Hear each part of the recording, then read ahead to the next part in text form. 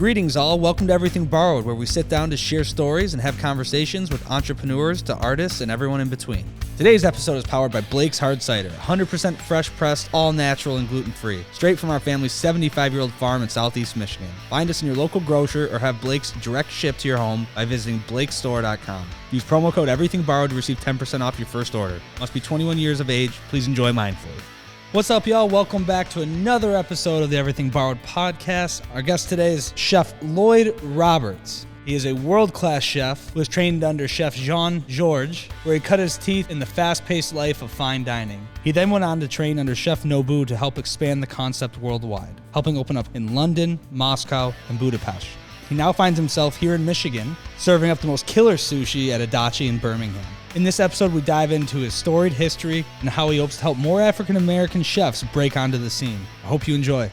Well, thanks for coming out, man. Yeah, thank you. You know, we were talking a little bit beforehand, but, you know, obviously Jamaican-born, you know, raised in Queens. Yep.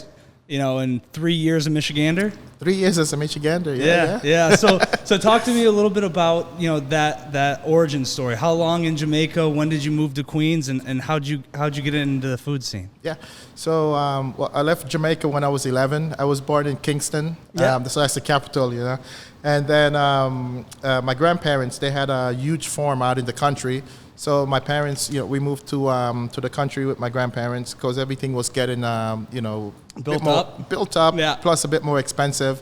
Easier when you have a farm, you know, to do that stuff. I left the country after when I turned 11. I left. I came here in '87. Okay. Grew up in Queens pretty much my whole life. Yeah. Right next to Shea Stadium, U.S. Open, and then. After, you know, I went to school, did the whole schooling. I studied to be a computer engineer. Yeah. I got my degree as a computer science, guy. And, you know, cooking, you know, came after 9/11, which was kind of a tragedy. You know, I was there, I witnessed that, you know, that day, particular day when it happened. But, you know, for someone that was 24, 25, it was really hard to go back into the field. Mm-hmm. So I went back to culinary school, spent 2 years again in school, you know, which is something that I love. And, you know, my real, understanding of the business, you know, started when I worked for Jean-Georges in New York City. So you were trained under Jean-Georges? Yeah, you know. For how many years? I worked with Jean-Georges for 3.5 years. Wow. So, I went in as part of my curriculum in school, I had to stage for, you know, any kitchen. It didn't matter if it was Jean-Georges or, you know, if it was a deli down the street. It had to show on the record that you went outside and worked in the real world. Yeah. So I worked for Jean-Georges for 6 months, nonstop for free. And, you know, I pretty much begged my way into his kitchen because I really wanted to learn from him because, you know, when you talk about Jean-Georges, you know, you're talking about, you know, one of the best chefs in the world. Yeah. And, you know, to go inside there and to start learning from someone like that, coming straight out of school, you know, that was an amazing opportunity. Was that just luck, or did you seek that out? No, I seek that out. I told my my counselor, you know, before I left school, I said, you know, I wanted to work for one of the best chefs, you know, leaving school because, you know, after you pay $50,000, you know, back then, you want to make that money pay off. Yeah, exactly. You know, so she got me in with Jean-Georges and, you know, spent 3.5 years with him, worked myself from the basement all the way, you know, to one of his sous chefs. And, you know, being in the basement, you know, it was... What's the basement? Basement is where you go peel potatoes, make spring rolls. Is that right? It's like being in the dungeon. Yeah, you know? yeah. That's you know, it's like you come in. Passage. It's like it's daylight outside, and then you come out at about 11, 12 o'clock, and it's night. You know, so it's like you're pretty much locked away in the basement down there, and you know that's where you do all the the heavy lifting. You know, all the work that nobody wants to do, pretty much. Sure. Yeah. So. So prepping, dishwashing, you know, you learn your way and then, you know, you move up. You know, we were talking a little bit about your transition to Michigan. You met your wife, and she's not from Michigan. No, she's not from, my wife, she's Russian. She's not from the States. I met my wife. Did you meet her in Russia? I met my wife in Russia. What were you doing over there? Vacationing? Cooking? Cooking. So what's Russian cuisine like? I have no idea. I've never had. Pretty hard to describe what it is. Yeah, right? It's like, actually, it's like when you think of American cuisine, right? American cuisine is like, it's like a melting pot. A melting pot of everything with our own little, we take throw, on it? yes. Yeah.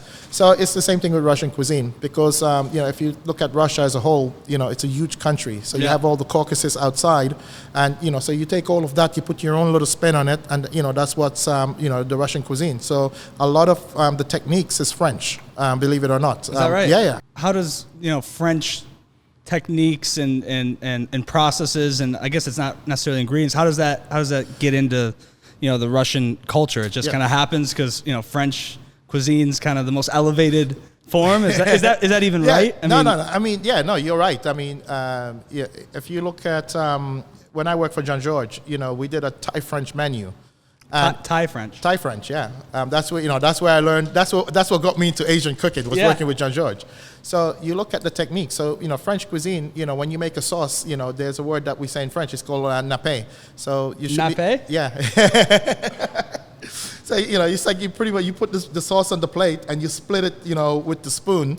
And if you get, a space in the middle, that means your sauce was good.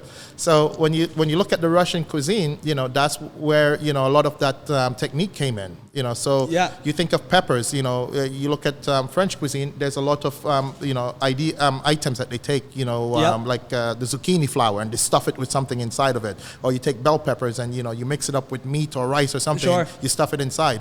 So that's a lot of that technique ideas, came over to Russia. So when you were over there, were you actually cooking over there? Were you on vacation or how'd you? So after I left Jean Georges, I went over, I worked for Danny Meyer. He has the restaurant, the MoMA in New York City. Yeah. So I worked over there. Your resume is impressive. I mean, you basically worked at every spot that anyone's ever heard of. So well, I mean, it depends. If you want to make something of your career, you got to go, learn from the best, right? Learn from the best. Yeah. There's a saying, that I learned when I was in Dubai working, go big or go home. Yeah. And for me, it's always been about go big or go home. Yeah. So, I left Jean Georges. I worked for Danny Meyer. Left Danny Meyer after 3.5 years. I hooked up with Nobu. I spent 6 years of my life working with Nobu.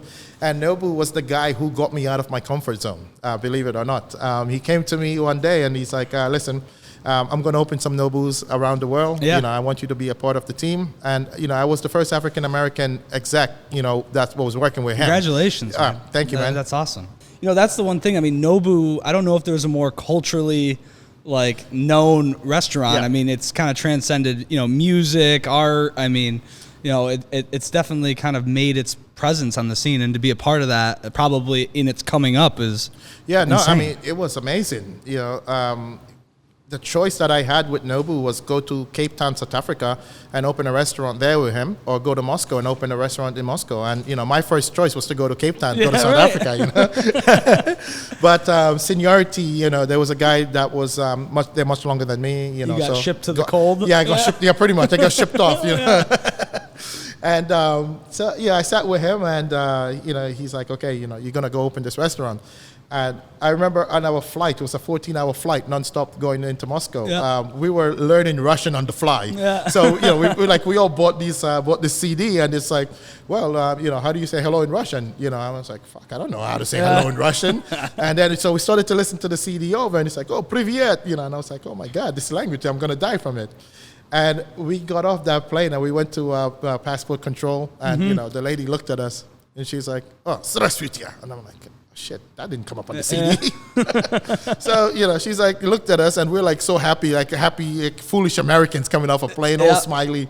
And this lady is like stone faced at the window. She's like, passport, and so we just give her the passport. I was like, oh my God. I said that at the time my general manager, his name was Jack. I said, Jack, we're gonna die, bro. Yeah. And we went through passport control. We came out, and when we got outside, man, we got there in February. It was so cold, bro. Oh my God. Yeah, I thought New York City was cold, but when we got there, it was like about minus 20 when we got into Moscow. Tough people, man. No. I have a couple of friends that are from Russia, and I'm just like, they're just built differently. No, they can handle the elements, just pounding vodka, handling the cold. So the Nobu that I opened over there was the first Nobu in Eastern Europe. Was the first outpost in Eastern Europe that we did. We teamed up with a guy named Amin Aguilera from, huge guy back home in Russia. He's a singer, he's an actor, he's a restaurateur. He's like a huge businessman. Yeah. So it was great to work with him over there. And, the guys in Russia, they're hungry for knowledge, So when I got there, I wanted to learn Russian in the kitchen so I can understand, what to tell people to do and all this stuff. And they're like, hey, chef, don't learn Russian. What are you going to do with it? It's like, speak English. And, that's where I met my wife. I remember when we were doing the interviews for the staff to come into work, my wife came in and we were talking to her. And her accent, when she was talking, I literally sounded like she was from London, because the corporate chef that came with me was from London. Yeah. So after she was finished, she left, and I was like, hey chef, we got to hire her. She's English. Yeah. So we went back to the Russian general manager. We're like, hey, Anastasia, where is she from? She's like, she's from a region outside of Moscow, and we were like, she was born here in Russia? She's like, yeah. I said, what the hell? Where's her accent from? And she went back and spoke to her, and she asked, like, where's your accent from? And she's like, it's just a regular English accent that I have. This is what I was taught with English.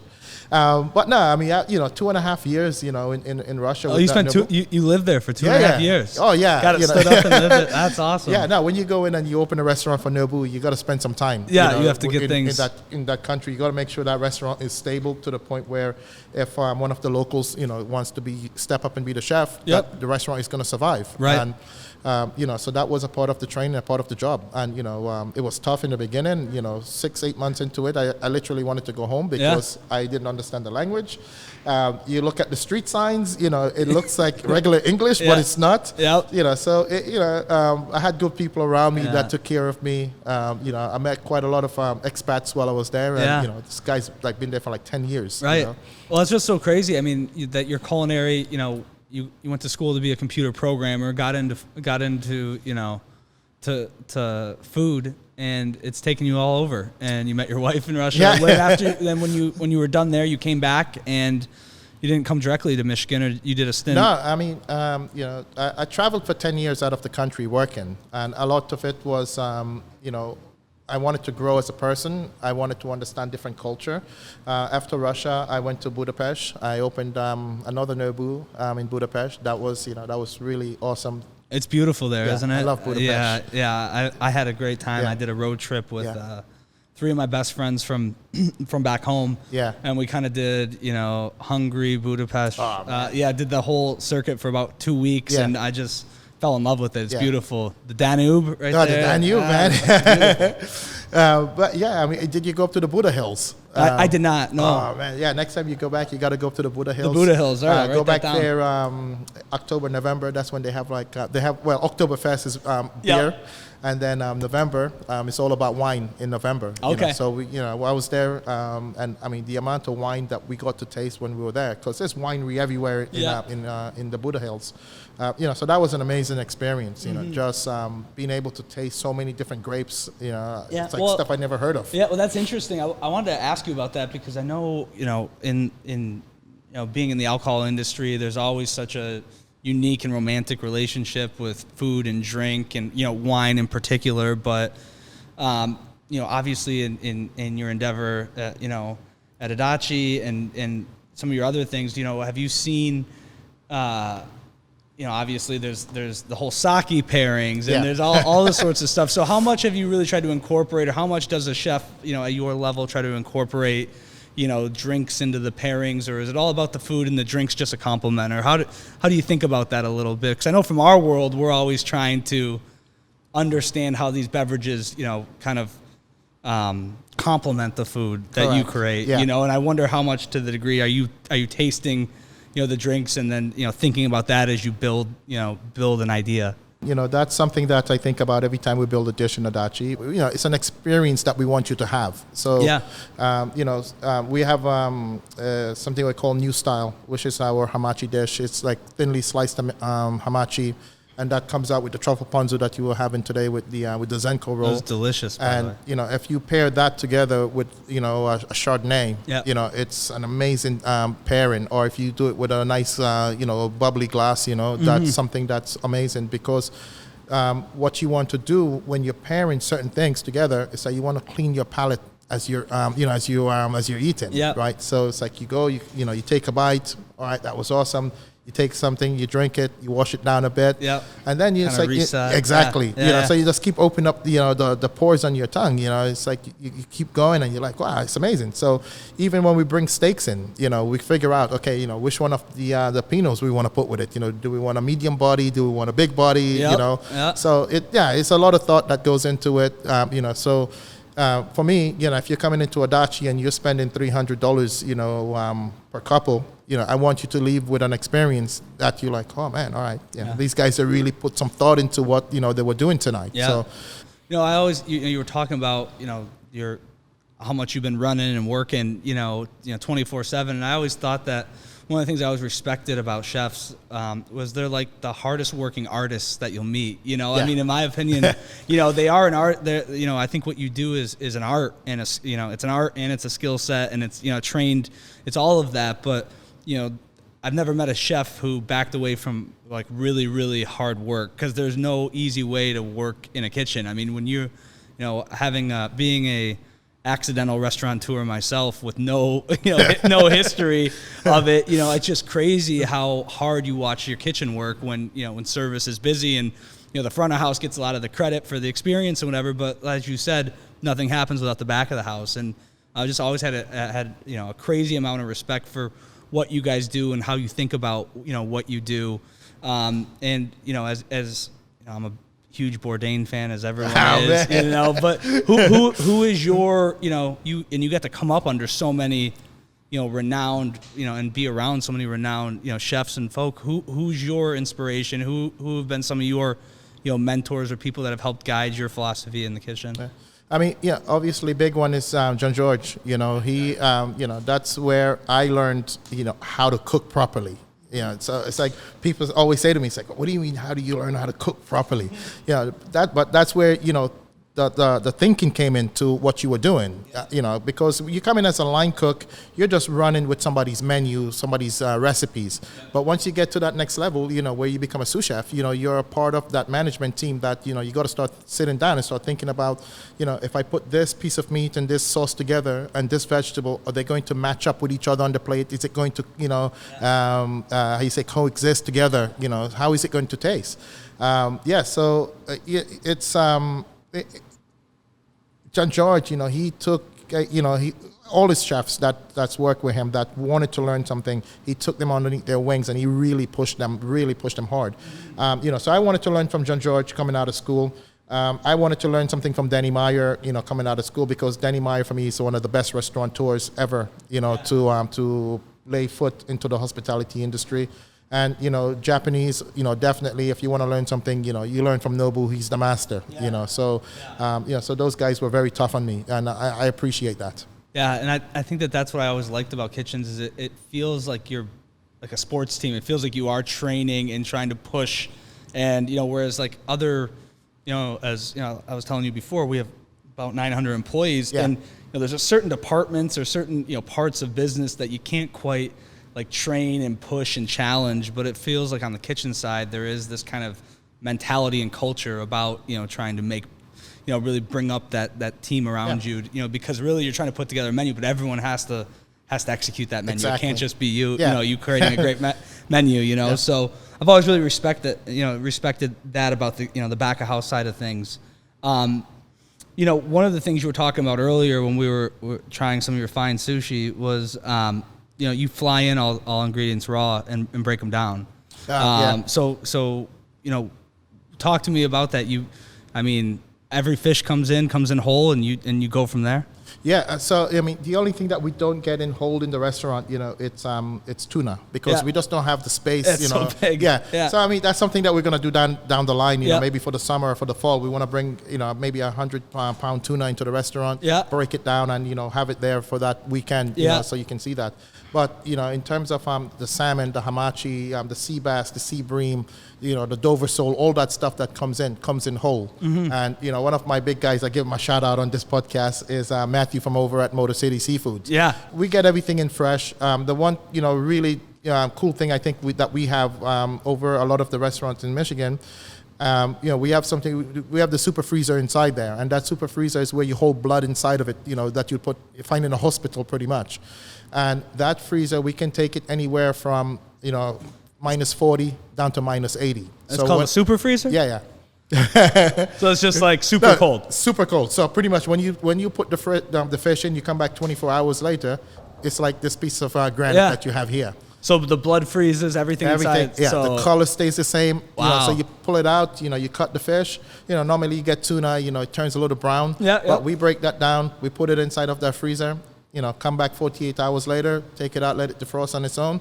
The color is still the same. The same way you get it in, it's the same way it's going out on the plate. Yeah, That's awesome. A lot of thought that we put into it. We were talking also a little bit about your, since you've been around the world and you've seen so many different culinary scenes, there's unique challenges and opportunities, here in Michigan. Can you talk a little bit about, what you see in the restaurant scene here in Michigan as far as things that are unique and up and coming, some of the challenges? I know we talked about labor and training, that seems to be one. But how does Michigan, this culinary scene differ from some of the places that you've been before? No, Michigan is very green here, and I love working with the local produce that you can get in Michigan. Yeah. And a lot of I know like James, over at Mabel Gray, he takes advantage, of all the fresh vegetables that he can get. Yeah. And it's the same thing that we do in Adachi. We literally live in Adachi by the seasons. Let's put it that way. Yeah. For the spring, we had the fiddlehead ferns, that Michigan fiddlehead ferns. It's here. It's amazing. We had the tricolor carrots. We had that on a lobster dish for the weekend. Mm-hmm. We had Michigan ramps, for the weekend. So you can saute that, grill it, or pickle it. We had it, before it went. Morel mushrooms. Yep. I love morel. I love it. Michigan asparagus is coming in. Yep. Yeah. So there's so much to do. I mean, we had the white and green and the purple asparagus, Michigan. Yeah, one of my guys, he found it. I don't know how he did it, but I thank him every day for it. So there's so much here, in Michigan where if you take care of it, it will just continue coming back to you. Mm-hmm. When you think of the summer with the tomatoes coming up, that's something big for me because we create like 4 different salads using the tomatoes inside of that restaurant. Right. So, Michigan is a very unique state. It sits right in between, Canada and Chicago. And, I say to my guys, I said, you guys got everything here. You don't need to leave Michigan to go get certain things. Everything is right here for you. So take advantage of what your local farmer is giving it to you. And, if you support the local guys, you can call them up whenever you want and say, hey, plant the seed for me. Yeah. We have a lady that brings us our mixed greens, from Featherstone. Yeah. So, we just started to work with her 3 weeks ago. And, we took all her greens, with avocado. We created this crispy tofu and avocado salads. And her greens are amazing. And they're homegrown right here in Michigan. Yeah. So, there's no need to go outside of Michigan to get, a lot of that stuff. And that's one of the, the things that I love about being in Michigan. There's just so much that you can find here. There's, people, I don't know, they just don't see it. Soon summer is coming. You're going to have, the orchard season is going to start up again. Yeah. So, Michigan cherries, strawberries. Yeah, I mean, a lot of people don't know this, but Michigan's the second most diverse, produce state in the country, only behind California. So, I mean, from the amount of things that you can get here, it's second only to California. Yeah. I think that, it's nice to see that restaurants and restaurateurs such as yourself are, taking advantage of that and seeing that, and it only helps continue, me being able to do what I love to do, which is farming. And I was telling you earlier, I've only recently, grown, I guess, sophisticated in my appreciation for, food and the culinary arts, because as a farmer, you spend so much time trying to get the shit out of the ground and grow it right and have it not get all messed up by Mother Nature.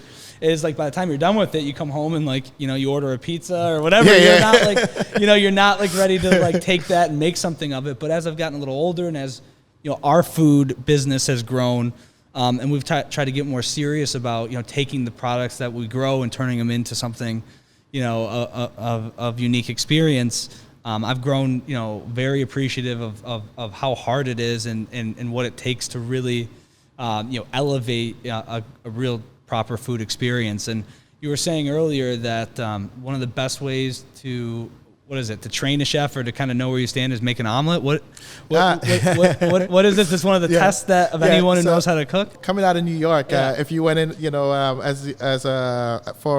like a stage, or you went in to do a trail, pretty much.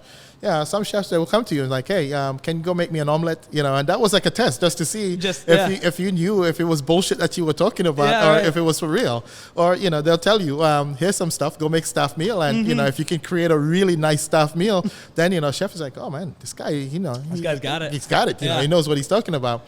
For me here in Michigan, Adachi, there's a lot of knife skills that goes into what we do. So for me, you get scallion that comes in, and you need to cut really thinly slice of scallion, and that's it. For me. It's a challenge. That's your test. Yeah, that's my test in Adachi. If you can cut scallion, you're going places in Adachi. Yeah, right. If you can't cut scallions, then I don't know. We have a little issue right there. But I think the one big thing that I've learned so far being here in Michigan, it's we as restaurateurs and chefs, I think we need to slow down a bit. I know money is the bottom line with everything, but if you don't have, the talent to produce that, you will never get anywhere. So, one of the approach that I'm doing is that once the pandemic is over, I want to team up, with some of the schools that's here, and go down and just talk and do demos and different things, and show guys like, hey, this is the way that you're supposed to do certain things. And even if you have never been inside of a real kitchen or been to school, that's something that I still want to do, because I need guys that I can depend on that's going to come into my kitchen and do the right thing, not waste money, and there goes the bottom line for the business. Well, I think it's so important that people like you and Chef James kind of help elevate the Michigan food scene and kind of inspire more people to want to be proud to be trained under you or James, but also to take that experience and then expound upon it in their own way down the road, like you have. So, we really do need leaders like that in the scene to continue to evolve it. And it seems like, we're in good hands. I know that you said you have, your partners at Adachi, or, you guys are investing in new concepts and thinking some new things, but what are some of the things that are, in your horizon? Are you think you're Michigan bound for a long time? Do you see the world taking you, elsewhere, your interests, or do you think there's enough to say grace over here, in the Mitten State that can keep you happy? Yeah, no. There's a lot here in Michigan, to get accomplished. I got 2 young boys, and I think if I pick up and to tell my wife that we're going to leave again, I think she will divorce me and tell me to go to hell. Right. I'll be here in Michigan for a bit. For Adachi right now, we have a food truck concept that's coming up very soon. So that's something that's going to be very special to us.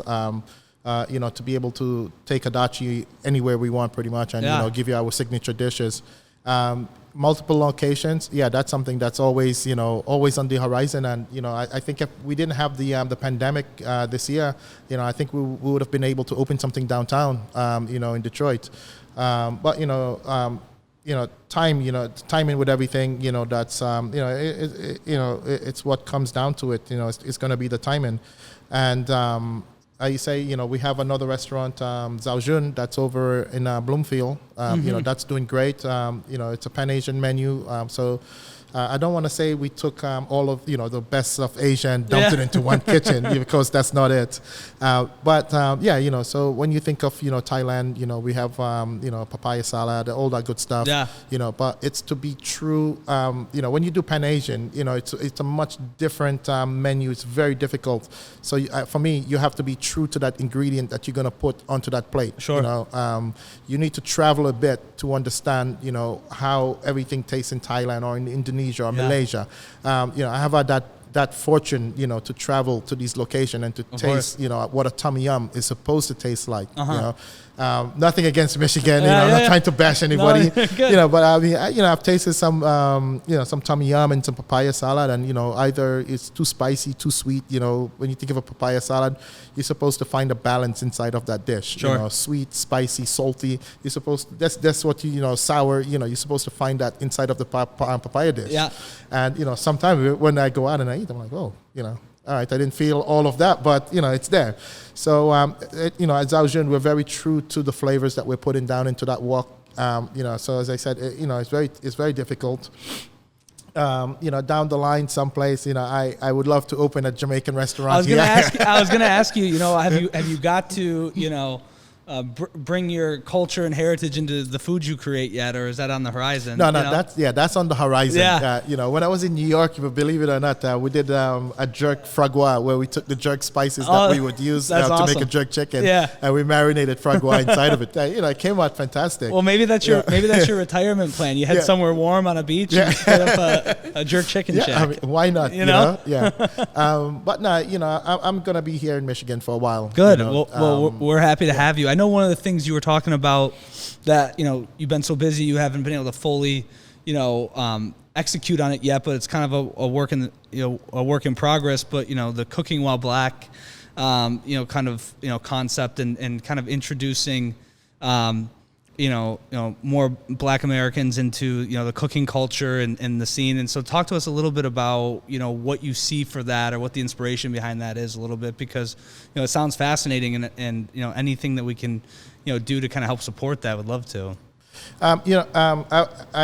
For me, as we said earlier, that's, something personal to me. Mm-hmm. I had, the good fortune, being able to go to culinary school. Yes, Not a lot of African American has that choice to, go out and, say, okay, I'm going to take $50,000 and go pay for schooling. It's like $50,000, they can use it for something else. Yeah, of course. And, I wanted to take everything that I've learned and start, teaching, whoever wants to come down to Adachi or to Zhaojuan that wants to learn.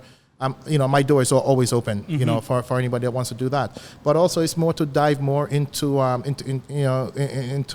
culture. When I was in New York, one of my executive chefs, he was an African American chef, and he really pushed me. He mm-hmm. pushed me to the brink where I just wanted to tell him one day, man, fuck off. I'm done with your kitchen. Leave me alone. Yeah.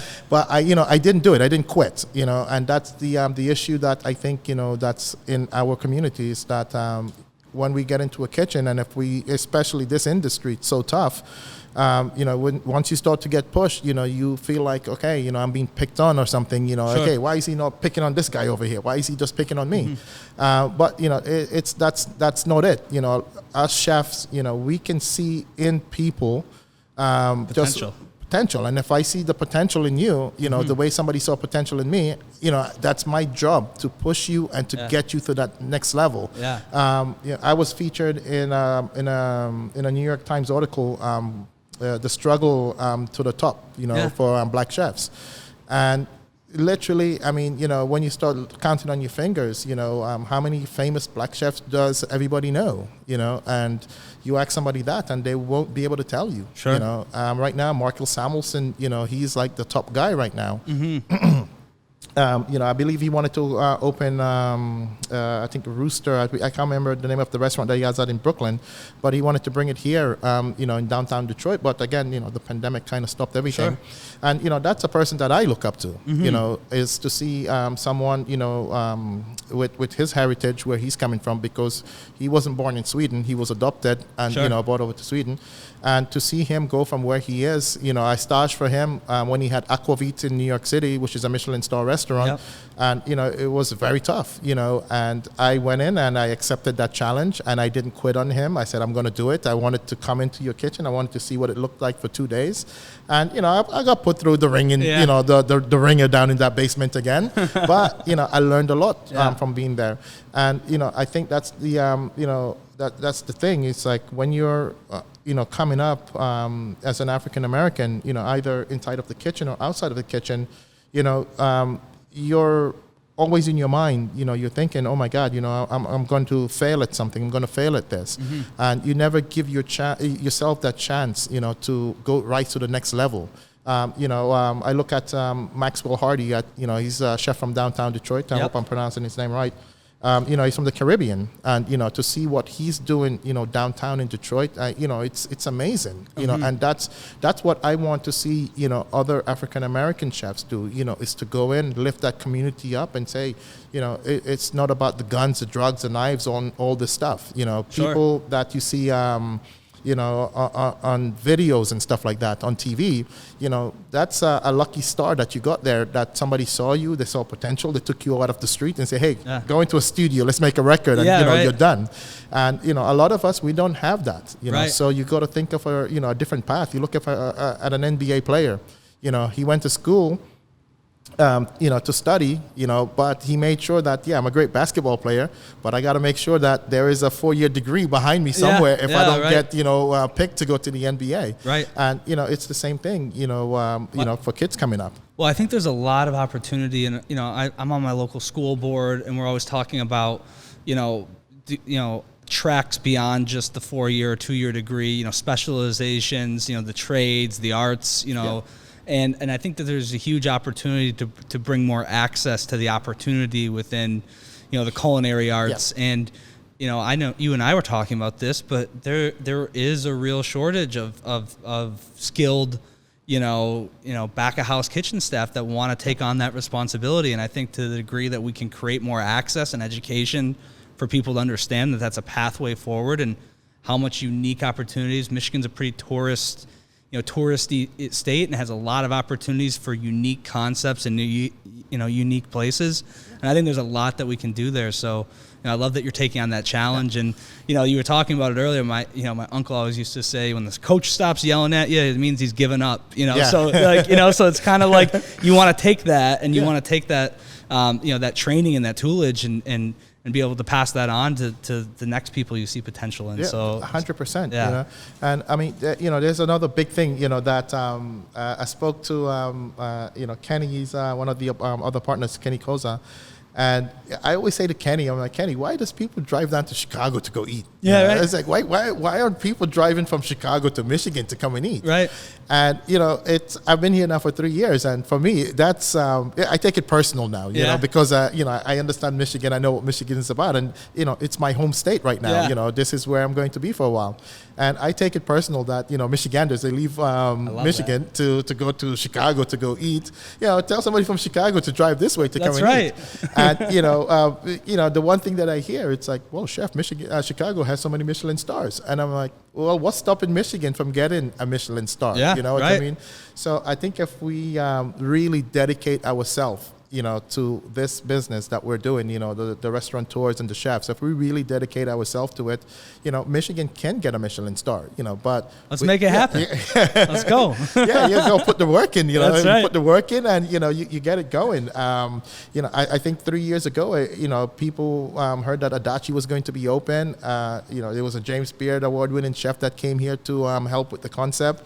You had a guy who traveled, all over the world, worked for Nobu and all this stuff. And they were like, that's not going to last, And, there was rumors about that, Adachi, it's going to crash soon, Adachi. And, I'm always up for a challenge. And when I heard that, I'm like, all right, okay, I'm going to prove you wrong, But I think that's the stuff, that's one of the reasons why you're so successful. You take that stuff and you take it personally and you say, keep saying it. I'll prove you wrong, We're still here, and that's amazing. And, all I can say on behalf of, myself and the Blake's crew here, we're very fortunate to have you in the culinary scene here in Michigan, and anything we can do to partner and kind of grow the industry and grow the relationships and synergies, we're all in, because we want people to be driving not only from Chicago but Ohio, Indiana, come to Michigan for your culinary experience.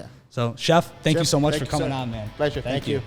Thanks for tuning in, everyone. You can find Everything Borrowed on YouTube, Apple Podcasts, Spotify, and iHeartRadio. Show your support and drop a 5-star review to help more people find our channel. Don't forget to subscribe. Stay up to date with us on Facebook, Instagram, and everythingborrowedpodcast.com.